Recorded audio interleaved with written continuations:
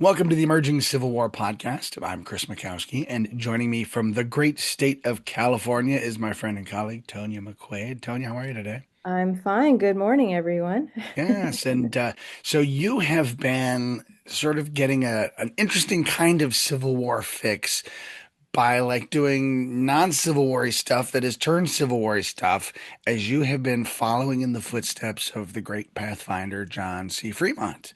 Yes. So we thought we'd have you come on today and talk a little bit about your explorations, because Fremont's not someone that out west you guys kind of initially know as a Civil War guy, right? No, I learned all about him, but it was because of his expeditions, because of all of the ways he was involved in California's history. He was involved with the gold rush, and in fourth grade, that's our California history year, and we learn about that. And so we went to Sutter's Fort, and of course, Fremont is a big part of that history as well. So that's what I knew. And when I started researching Missouri's Civil War history for my book, his name kept coming up. And at first, I thought it had to be a different John Fremont because I had no idea that that was a part of his story. And let's remind listeners about your book because we've talked about it a couple times in the podcast, but you have a really neat book about sort of divided loyalties in the state of Missouri. Tell us about that.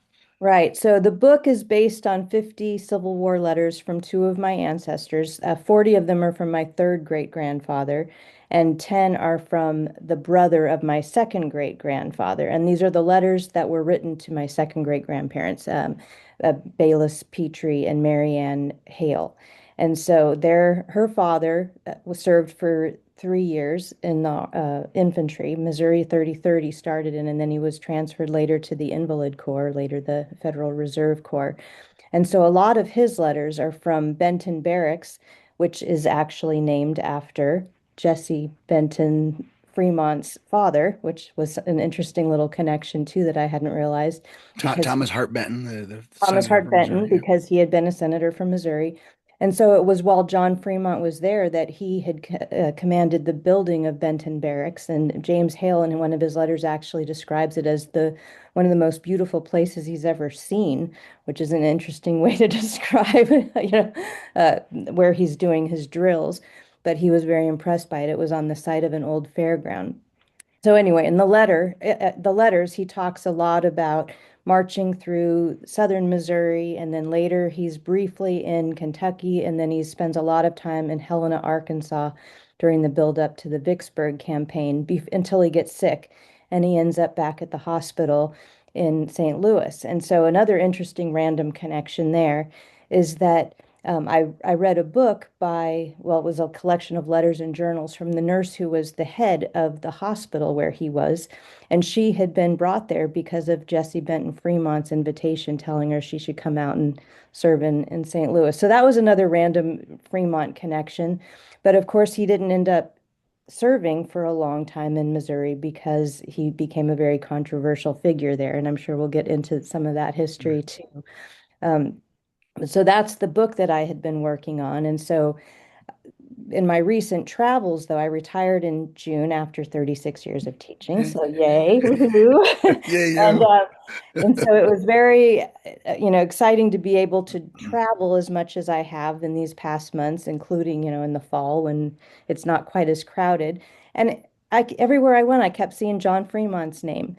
And, we had a couple years ago traveled through parts of the Northwest where his name had come up. We'd gone to Fort Vancouver, we'd gone to the Oregon Cities Museum for the end of the Oregon Trail, and of course he played a huge role there. But then this past October, we went through the Utah National Parks, and there's his name again. It keeps coming up at the different national parks. And then we go to Yosemite and outstate in Mariposa, and there's his name again because that was the land he ended up living on. Las Mariposas was the name of his ranch, and it was just outside of Yosemite. And so I kept thinking about that. And then I read a book, and it was actually Jessie Benton Fremont was one of the key featured women, and it was called High Spirited Women of the West. And there was a chapter about her. And she's a pretty amazing woman. She's responsible for helping John Fremont write up his reports in a way that made them become international bestsellers. And And I thought, you know what? I need to dig in a little bit more and try to know more about their story because I kept seeing their names and they just seemed like they were fascinating people. And you have outlined some of this in a three-part blog series. And it, sort of reading it has sort of been like finding the adventures of Where's Waldo, because like you turn around and there he is there, and you turn around and there's Fremont there.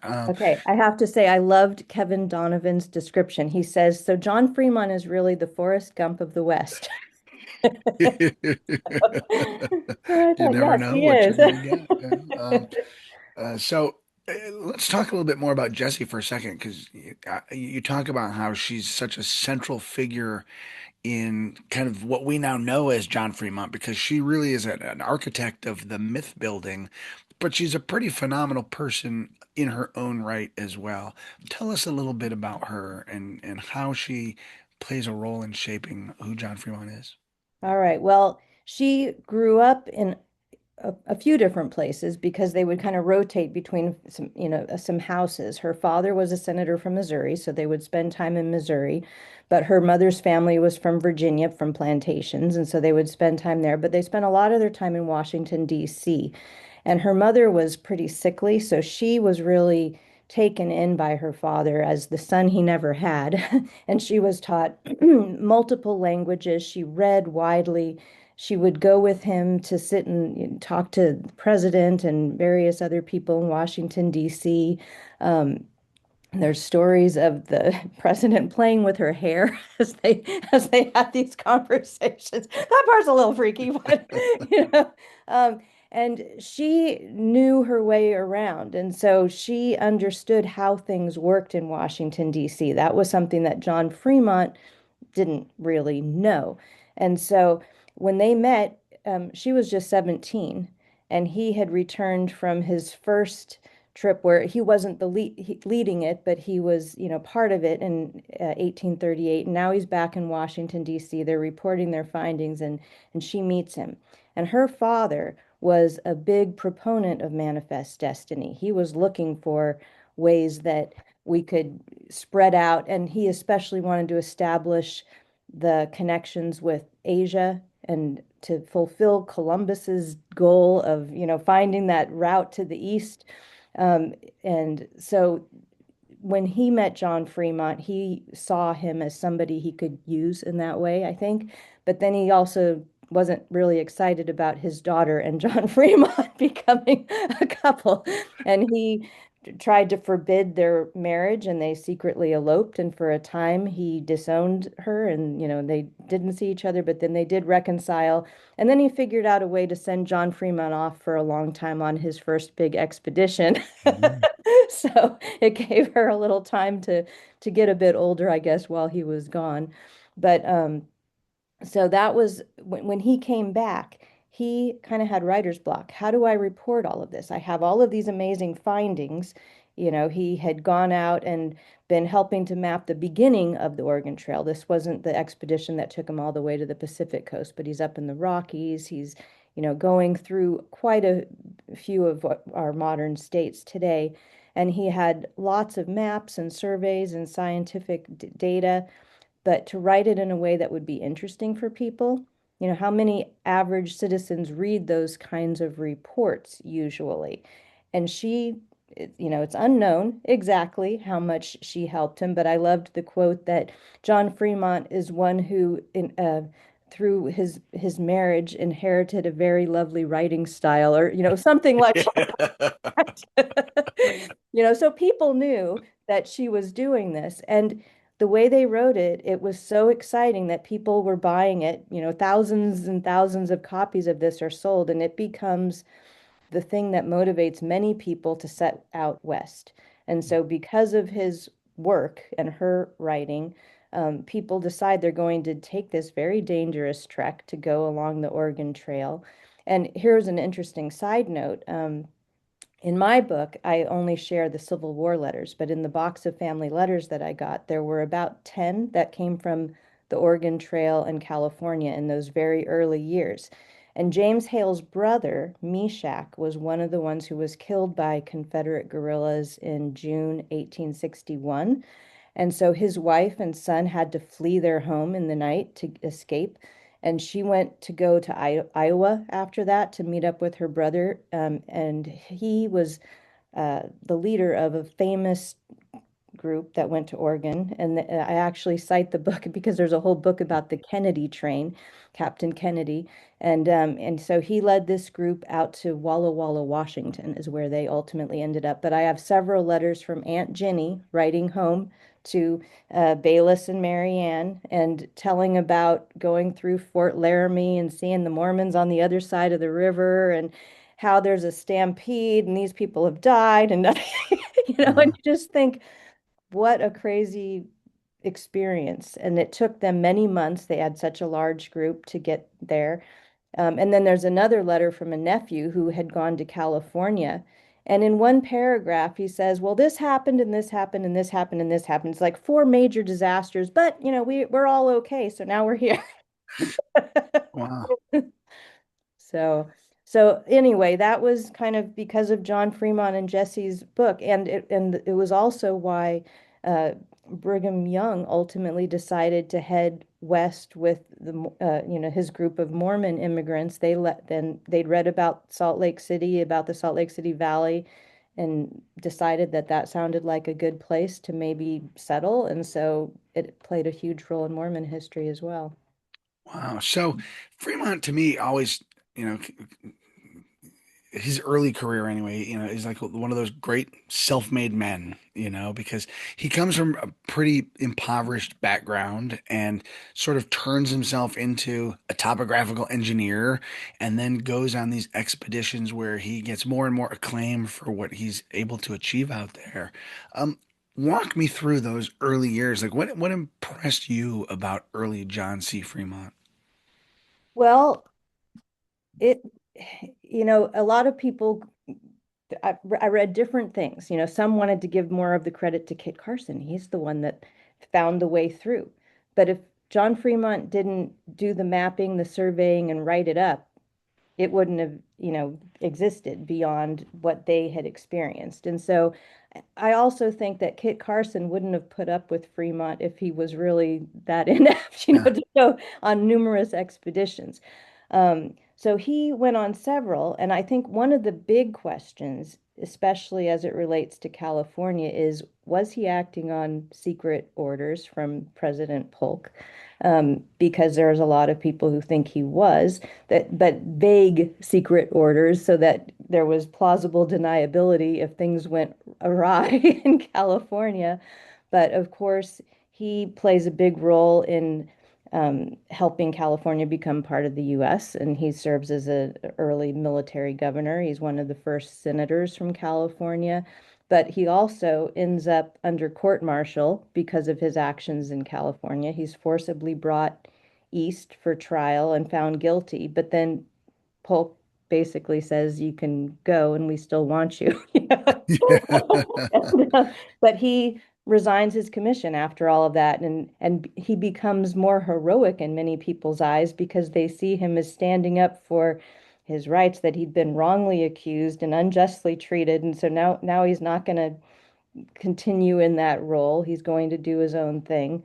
And just a matter of years later, in 1856, he's got the Democratic Party and the Republican Party wanting him to be their presidential candidate.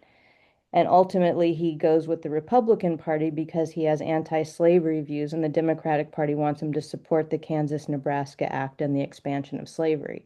But that tells you a lot about Yeah. how he was viewed at that time. So he's sort of got a real celebrity aura about him that has attracted a lot of attention. And But they were a power couple. uh, People wanted to see Jesse as well. If we get Fremont, then we also get Jesse. Became like there was even a song about it. yeah, okay. But and you mentioned like slavery is the deciding question for him, and that becomes really central to his identity. What have you discovered as you've looked at him and his interactions with slavery and his opposition to it? I guess this will carry us into his 1861 exploits. Right. Well, that becomes a big part of why he and Lincoln butt heads eventually, right? So he in early 1861, he had actually gone to Europe to try to get some financial backing for his mining expeditions in California because he was having some financial difficulties. And while he's in Europe, he hears about the outbreak of the Civil War. And he ends up using his time there to purchase a lot of weapons and bring them back so that they're available to Union troops. And so that's a part of his, one of his contributions that's often overlooked. And so he brings these weapons back. A few days later, he's appointed to be the commander of the Department of the West, which has just been formed. And so he's definitely on Lincoln's good side at this point. But then by October, he issues, wait, is it August? Am I getting my date right? No, August 30th, he issues his own Emancipation Proclamation. And he declares martial law because Missouri is crazy with all of the guerrilla attacks that are going on. There's all kinds of fighting and terrorizing of civilians. Many people are being killed. And so he's trying to bring things under control. And I talk a lot about that in my book because one of the areas that was suffering a lot was St. Joseph, Missouri, which is really close to where Andrew County is located. And so he declares martial law, and then he issues an emancipation proclamation that goes beyond what the federal government has said at this point. The federal government said you could um, free slaves if they're being used to fight in the war. But Fremont is now saying if they belong to people who are supporting secession. And so Lincoln gets word of this and he's very upset and also nervous because he's afraid about losing the border states. And so he tells Fremont basically, I really wish you'd retract that. It goes beyond what we want. And Fremont says, I'll only retract it if you order me to. So he's kind of ordered to. And then he's found to be not doing his job well enough in Missouri, and he's Mhm. replaced. He's replaced. So, one of the people that initially he'd been friends with was Frank Blair, who played a huge role in early Missouri politics and had been helped lead the Wide Awakes in St. Louis, which had helped to keep, St. Louis in the Union. Well, he angered Frank Blair and his brother because he wasn't supporting all of the people they wanted him to support and had his own people. I mean, that's a very simplified explanation of it. But they also were telling Lincoln, he's not doing a good job. So there's a lot of question of what he did do well, what he didn't do well. He had some positive effects for sure during the time that he was there, and apparently one of them was building Benton Barracks. He helped to bring more hospitals in. The war at the beginning, they had two hospitals, and by the end, they had 15 in St. Louis because it became such an important place to bring people from both sides who, had been injured. So, and let me back up a little bit too, because when he runs for president on the Republican ticket in 1856, and then before he goes to Europe in 1860, 1861, he's got 4 years there where the Republican Party is sort of sorting itself out. He's still kind of a power player in that new party as they're kind of figuring things out. But he doesn't get the nomination in 1860. How does And he he spend? didn't, he said he didn't want it Yeah, then. how does he spend those years as he's kind of figuring himself out? Well, Jesse calls those their happiest years. Yeah, Because he goes back to California, and for a couple of those years, they live at Las Mariposas. And so she says it's kind of the first time he's really been around much to be a husband and a father to their children. And so they spend time in Las Mariposas. He's involved in a lot of legal challenges because when he bought the property. Oh, and this is an interesting story too. He'd actually left money when he got court-martialed to go east. He gave money to somebody to buy him property in Monterey, and instead they bought Las Mariposas over by Yosemite, and then it struck it rich with gold. So yeah, yeah. he's back there helping to oversee the mining operations, the gold operations, and he's involved in a lot of legal challenges because he had drawn the boundaries in a way that many people disagreed with because he kind of claimed at one point this whole area along the river. And so he's doing that. But then by 1860, I've decided there's a part four now to my series, by Okay. Yeah. because last week I went to Fort Mason in San Francisco, and it's on the site of the land that he and Jessie lived on in 1860. He bought a house because she was tired of living in such a remote area. She wanted to be around people more. So he agreed, bought her a house on an area that was called Black Point at that time. They lived as close as you could possibly be to Alcatraz Island on the very edge of a bluff. And if you looked one way, you saw Alcatraz. If you looked the other way, you saw the Golden Gate. And of course, the bridge wasn't there yet, but John Fremont's the one who gave it the name, the Golden Gate, which was something I discovered in my research when he'd been there in 1846. So she said it was like living at the front of a ship because they were surrounded by water on three sides because it's this, point. And they lived there happily for a while, and then the war started, so they moved east. And then eventually the military had officially reserved that land, but not built on it, but they reclaimed it basically and kicked off the people who were living there, and it became Fort Mason. So I'm going to be telling more about that in in a future blog post. And so that's what they did. They had that time in California pretty much. So 1860, he didn't want the nomination, but then he again ran against Lincoln in 1864. And I hadn't realized that, and that he'd withdrawn later after, wanting to make sure that people got behind Lincoln so, that at least he'd be the better choice. Yeah. But for a while, there was the radical party that thought Lincoln wasn't doing enough to end slavery, wasn't doing enough with the war, and so they wanted Fremont. How much do you attribute to sort of personal animus in his decision to go for that nomination in 64? Personal animus against Lincoln, because, Lincoln had jerked him out of out of Missouri. He jerks him out of the Shenandoah Valley, and so, you know, I there are a have lot to of think, issues between the two as a result of that stuff. yeah, I have to think by then they're not as good of friends as they might have been before. But I also think that he had a lot of people encouraging him because when he did that Emancipation Proclamation in Missouri, there were many who thought it was the best thing that had happened so far, that it was the thing that rallied people in the North like nothing else. It got the people, the Quakers, it got the abolitionists, it got the suffragettes, it got all of them super excited to be on the, see this happen.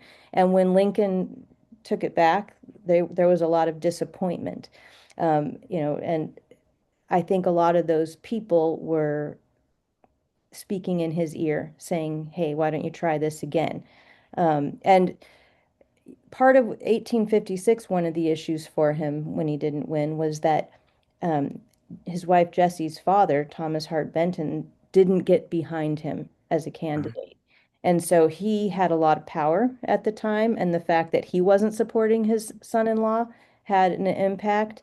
And he was afraid that if Fremont got elected, that it was going to lead to the division of the yeah. country, Oops. Um, and then there were others who thought that if Fremont had won, then maybe things would have been different because they might have handled things differently. And Jesse had the connections she did in the South, and who knows? It's one of those questions Yeah. of history, right? And I should point out, you mentioned in one of your blog posts, Lincoln does do the Fremonts a pretty solid by setting aside some land around Yosemite that then Yeah. protects their ranch. You want to tell us a little bit about that? Yeah, I was surprised to hear about that one because I knew that John Muir had played a huge role in Yosemite, and I had written about that. I've written quite a few poems about national parks and John Muir, but I hadn't realized the role that Lincoln played. And so when she was living in San Francisco, Jessie Fremont led what became kind of the salons of the day, where people would gather, writers and artists and photographers and thinkers of the day. And a lot of times John Fremont wasn't there because he was off in Las Mariposas handling business or something else. So she had these major conversations, and one of those, well, I'm sure it was more than one conversation, led to a group of them deciding to lobby Lincoln to help save the Yosemite Valley, which she had lived near at Las Mariposas for years, and she knew the Mariposa Grove, how beautiful it was with the big trees. She knew the valley. So they preserved a part of it, and it was the first setting aside of land for, by the federal government for those kind of preservation purposes. It wasn't the size of what today makes up Yosemite National Park, and it wasn't declared a national park until later. But I thought that was really interesting that he did do a solid for them, as you said. And it wasn't just for them, it was for the state of California. And if you have you been to Yosemite? I have not Oh, actually. Yeah, I'd you love need to to make go. that visit Yeah, sometime. It's beautiful. yeah. So after the war, Fremont has a very up and down, mostly down career during the war. How does he rebound from that after the war ends? He doesn't really. Uh, It's really a sad story that he ends up dying in poverty. He'd been a multimillionaire from the gold that came out of his property. And by the end, they're surviving off of the money that Jessie makes from her writing. So for a brief time, he served as territorial governor in Arizona, and he got a salary from that. But people complained that he was absent too much because they weren't living there a lot of the time, and so that ended. And he didn't. It was only a few months before he died that he finally was given a pension for his all of his military career. That he was going to get $6,000 an annual pension, and then 3 months later he died after he got that. So he lost a lot of money on bad investments in railroads. And then the Panic of 1873, which was largely, tied to the railroads too. He had he spent a lot of money in court on legal challenges about various things. And so ultimately, it was a pretty sad end. I was happy. One of the things I write about in the third part of my blog series is where I encountered him recently when we went up to the Santa Cruz Redwoods. We went to Henry Cowell Redwood State Park, and they have the Fremont tree there. And supposedly, he camped there with Kit Carson inside this one tree that was hollowed out. And that was part of their expedition in 1846. And he came back years later, and it was just a couple years before he died. And so they had pictures there showing him, his wife, and his daughter standing in front of the Fremont tree. And they told him the story, and he said, "It's a good story. Let it stand." So, so you can still go inside the Fremont tree. Supposedly, 30 people can stand inside of it. wow. So those coastal redwoods are huge, and he also helped to measure one of them, which is now called the Giant, and it was even it's lost part of its top since then, but then of course it's grown since then too. But Isaac Graham was the kind of the mountain man that they met with, him and Kit Carson, who lived there, and there's a Graham Hill Road up in Scotts Valley area now of Santa Cruz. And he wanted to see how big it is. And so Fremont spent several days measuring the tree. And Wow. and I wasn't sure how you even did that with uh, the barometric pressure and different, but that was something he learned with all of his surveying tools. Yeah, He was able to figure it out. yeah. So as you've continued your explorations and adventures, where else are some of the places you've seen Fremont prop up? Well, in at the end of March, my husband and I are heading to Sutter's Fort, and I haven't been there since elementary school on a field trip, so I'm sure I'll appreciate it at a different level now. Sure. But I know he's going to come up there quite a bit. He came up when I was going to Santa Barbara to see some friends. We decided to stop and at this viewpoint where you get this gorgeous view of the mountains and of the lake down below. And then lo and behold, here's a sign. Fremont marched through here, and they were ready to attack and take Santa Barbara, which I'd never heard of. And I went to school at UC Santa Barbara. Okay. And and an older woman, and now I'm spacing out on her name, but she came forward and was kind of the peace negotiator here and talked him out of having a war and a battle in Santa Barbara. So that was another place he showed up, and he showed up at the Fremont River ran through Capitol Gorge National Park. So we kept seeing the Fremont River, and it talked a little bit about him there. It talked about him in Zion, but in a funny way, because Zion is gorgeous. I don't know if you've ever been to Zion National Park. I have not. Huge mountains you look up at. When you retire, you have some fun trips to do, Yeah. right? And he crossed, so the Virgin River runs through Zion and it goes much further south. And when he crossed the Virgin River, he did it much further south and he called it this really dreary river. What an awful place. But if he'd gone upstream, he would have discovered Zion. Oh So well. that was left to someone else, though. And a lot of those national parks, it was the Mormon settlers who named many of the features in them and that helped to settle in those areas. Yeah. We didn't really talk a lot about Fremont's military experience. I know you spent a lot of time with him working on your book because he's in charge there in Missouri. How would you assess his effectiveness in Missouri when he is in command out there? He was criticized a lot for isolating himself a bit or having kind of his people that he worked with and not a lot of the people that were established in Missouri that, Mm, expected to be treated better, maybe. Um, and so that was one of the ways I think he ran into trouble. He did start to lead one expedition with troops, and then during the time that, they're ready to go into battle, he gets the word that he's been released of his title. And, so he wasn't the one that was out at the front with the troops in Missouri very much. And that's only towards the end. And like I said, it ends and then it doesn't happen. But while he's there, um, they have the Nathaniel Lyon is the first Union officer who's killed in battle, and he'd been working closely with Frank Blair, and they're the ones that had initially met with Claiborne Fox Jackson, the governor who had turned secessionist, and Sterling Price to try to see if they could work things out. And John Fremont comes in, and a lot of that had already happened. And so he's kind of now in charge, but there'd been other people that had been the primary movers before this. And so I mhm. think that made some of the, created some of the difficulties that he faced.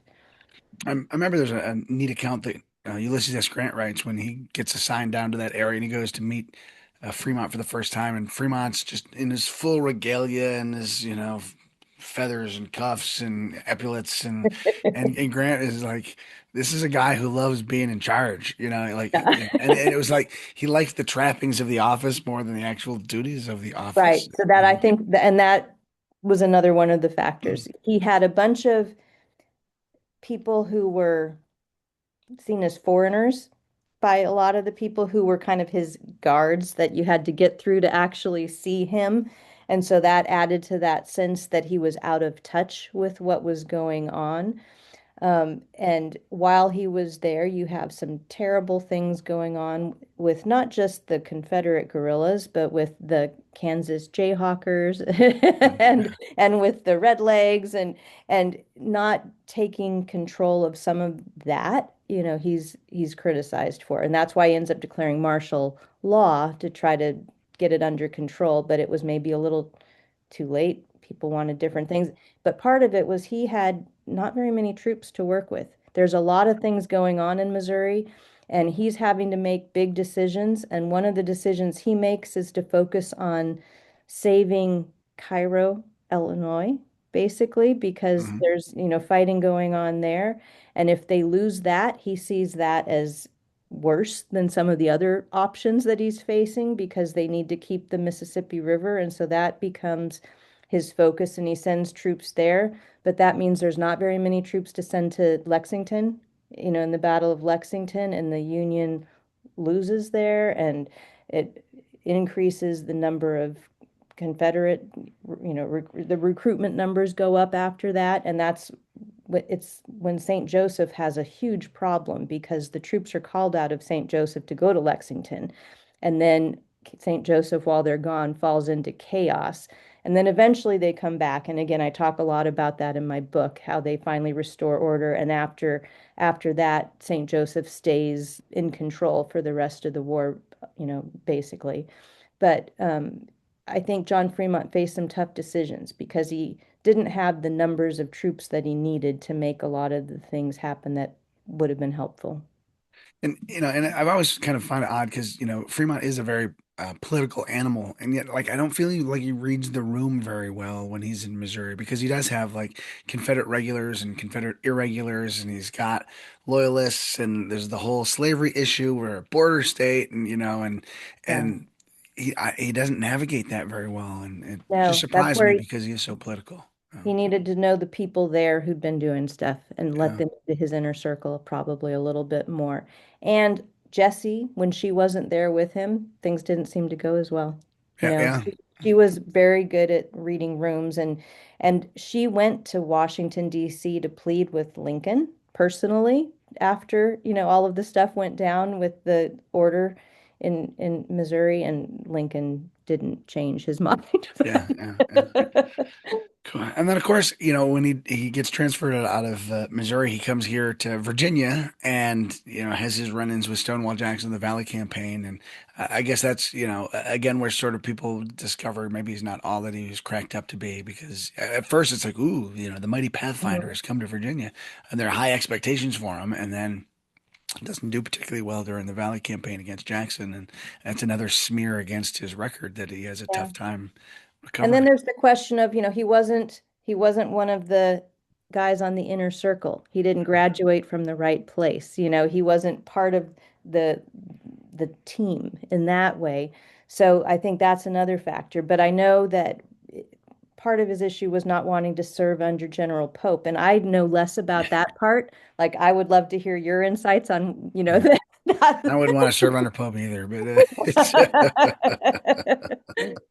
and again, but I think again that's part of Fremont's ego, where he does not want to be subservient to somebody, particularly somebody that he thinks lesser of, and so, Mhm. uh, as is the case with many generals on both sides, ego becomes their own worst enemy. Yeah. Yeah. Well, I know I keep learning more about him. I am definitely not an expert. So if I've said anything wrong and people are ready to jump on me saying, you got that wrong, sorry. But I keep seeing his name. So I keep digging in and learning more about him and trying to piece it together. But he is a person that played a role in so many different aspects of our country's history. And he is kind of the Forrest Gump of the West. So there's a lot to try to bring together to understand who he is and what happened to him. Yeah.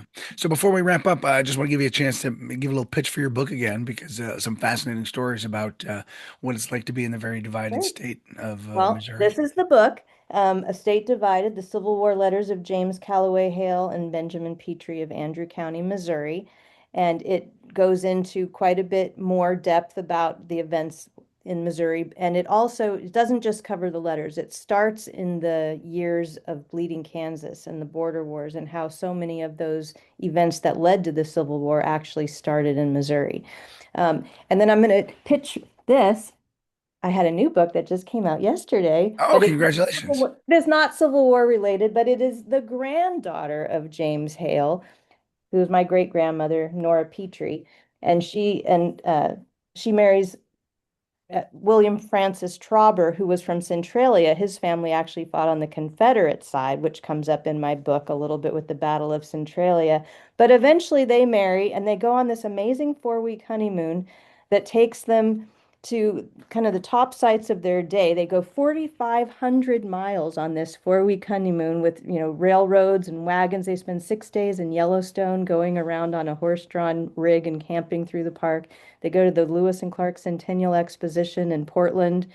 They spend time in San Francisco, Hotel Del Monte, which is modern day Monterey, Catalina. So it's been very fun researching. It's not so Wow. far, but if you like family history stuff or historical travel, and they left behind an amazing photo album with captions and photos that I include. So this is the family line in my side that knew how to document things. There's letters, there's photos, there's scrapbooks. So it's been fun to learn more about them. Let that be a lesson to you at home, kids. Yeah, write letters so that your family will have Exactly. something to know you by. And don't just throw them away. So take a look at Tonia's work on the blog. She's been tracing her explorations with John C. Fremont. Some really neat pictures, some really neat stories, and as she's promised us a new installment coming up. So Yes, take a look Fort there as Mason well. is coming, and maybe Sutter's Fort. We'll see. That wouldn't be for another month or so. Oh, very good. Well, Tonya, thanks for spending some time with us today. All right, thank you. I'm Chris Mackowski for the Emerging Civil War podcast. We'll see you online and on the battlefield.